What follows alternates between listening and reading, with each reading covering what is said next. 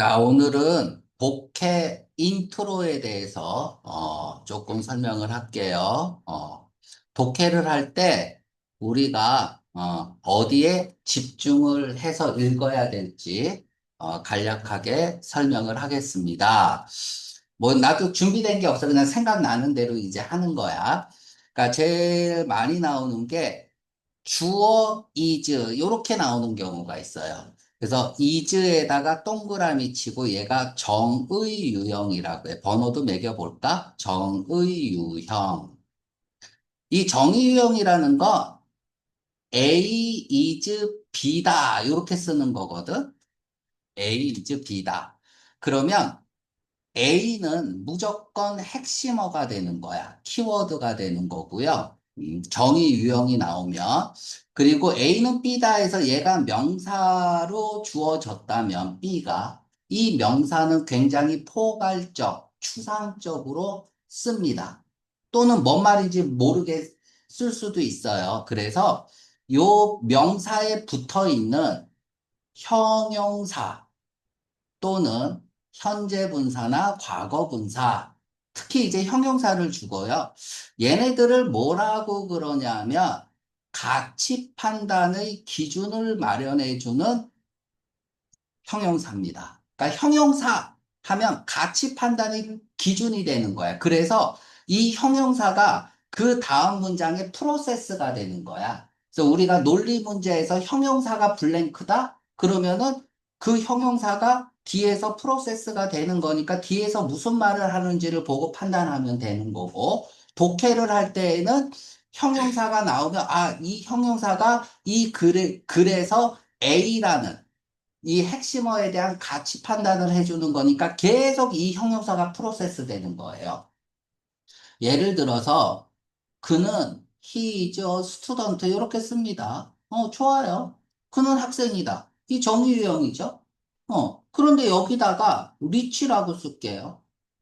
굳이 형용사를 쓰는 이유는 뭘까요? 그에 대한 가치 판단의 기준을 마련해 준 거야. 그래서 그 다음 글의 전개는 리치가 전개가 되는 거야. 그래서 형용사는 절대 놓치면 안 됩니다. 어떤 글이든지 형용사는 가치 판단의 기준을 마련해 주는 거기 때문에 절대 놓치면 안 된다.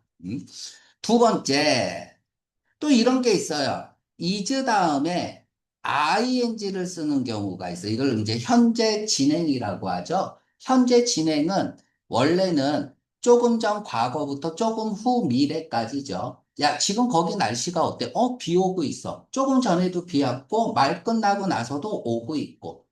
또는 현재 진행은 확정된 미래. 어, 확정된 미래에서는 현재 진행을 쓰죠. 그런데 독해에서는 이렇게 현재 진행을 쓰면 트렌드를 얘기하는 겁니다. 트렌드야. 그래서 사람들이 뭐 하고 있대요. 현재 진행을 썼어. 그러면 이건 트렌드로 잡혀 있는 거예요, 지금.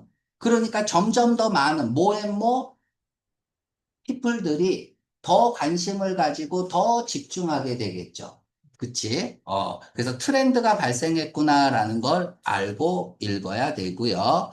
자, 세 번째, 또 뭐가 있을까? 바이가 있어요. 바이. 그러니까, 바이가 나오면, 바이 다음에는 방법론이 나오는 거야. 방법론. 물론, 이제 이유가 나올 수도 있지만 대부분은 방법론이 나오는 거예요. 그래서 by 다음에 나온 말을 놓치면 안 돼요. 이게 포인트야. 절대 놓치면 안 돼요. by 무엇에 의해서 이렇게 읽는 게 아니야. by 딱 보자마자 방법론을 제시하는 거구나. 그래서 그건 반드시 잡고 가야 돼. 자, 다음에 방법론이 나오는 게 또 부사가 있어요. 부사.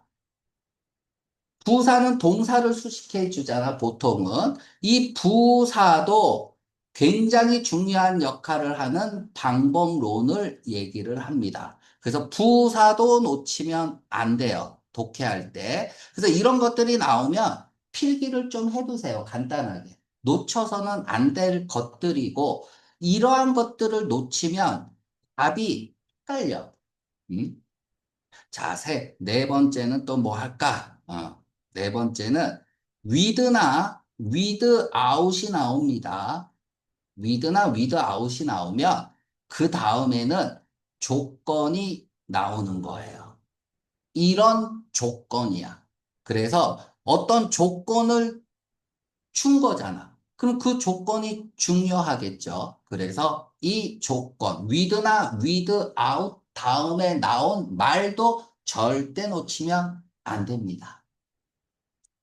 자, 다음에 다섯 번째 또 뭐 할까? 다섯 번째는, 다섯 번째는 투부정사입니다. 투부정사, 뭐 여러 가지 뜻으로 쓰일 수는 있지만, 이 투부정사는 목적성을 얘기하기 때문에 목적성을 절대 놓치면 안 돼요. 그 투부정사 다음에 나오는 명사가 포인트야. 그래서 투부정사 다음에 나오는 명사를 놓치면 안 됩니다. 얘가 포인트예요. 뭐 물론 투부정사도 중요하고요. 다음에 여섯 번째, until 갈까요? till이나 until은 까지가 아니야. 항상 직전까지야. 또는 전까지예요. 그러니까 뭐뭐 하기 전까지 뭐뭐 하지 않았다. 이 얘기는 뭐예요? 그거 하고 나서 비로소 그거 했다는 얘기죠. 전까지 이거 했다는 얘기는 그 이후에 안 했다는 얘기잖아. 그래서 앞에 주절을 했냐 안 했냐에 대한 전제 조건을 주는 거예요. 전제 조건을. 그래서 until 다음에 얘도 중요합니다. 놓쳐서는 안 돼요. 자, 7번. 독해시, 독해시. 문장마다, 문장마다 왜,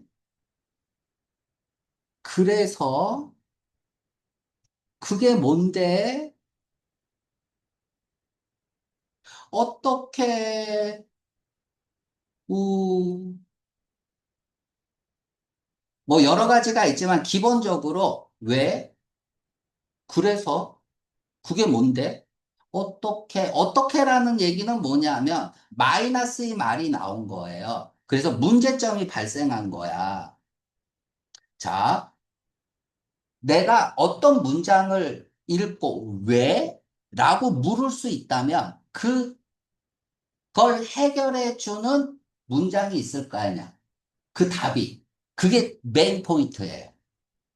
그러니까 내가 계속 질문을 해야 돼. 한 문장 읽고 질문하고 한 문장 읽고 질문을 해서 이해 가죠? 그래서 그 내가 질문한 것에 대한 답이 무조건 포인트야. 이걸 잊어버리면 안 돼. 그럼 제일 중요한 건 뭐예요? 질문할 줄 알아야 돼. 문장을 읽고 나서 질문하고, 그래서, 왜? 뭐 이런 식으로 계속 물으세요. 그러면은 그 답이 가장 중요한 말이 됩니다. 자, 여덟 번째. 모르는 단어가 나왔다. 자, 내가 글을 읽을 때, 이게 되게 중요한 말 같아. 그치? 그런 느낌은 있죠. 그런데 어때요? 이 단어를 모르겠어. 이런 경우도 참 많단 말이야. 이러면, 이게 제일 중요한 포인트 같은데 단어를 몰라. 그러면 무조건 땡큐예요. 그 지문은 그 단어가 무슨 뜻인지를 찾아가는 지문이야. 이해가죠? 그러니까, 이 단어가 중요한 것 같은데 모르네? 그럼 땡큐야. 왜? 그 단어를 찾아가는 글이기 때문에 그래. 그래서 그 단어가, 이게 내가 모르는 단어가 이거구나라고 답이 나오잖아. 그럼 그게 제일 중요한 포인트가 됩니다. 그러니까 이게 독해의 기본이에요. 그럼 모르는 단어 나오면 땡큐 해라. 지금 내가 뭐 생각나는 대로 한 8가지를 적었지만, 이게 독해의 가장 큰 기본이다. 이걸 하지 않으면 단어의 노예가 돼버려요.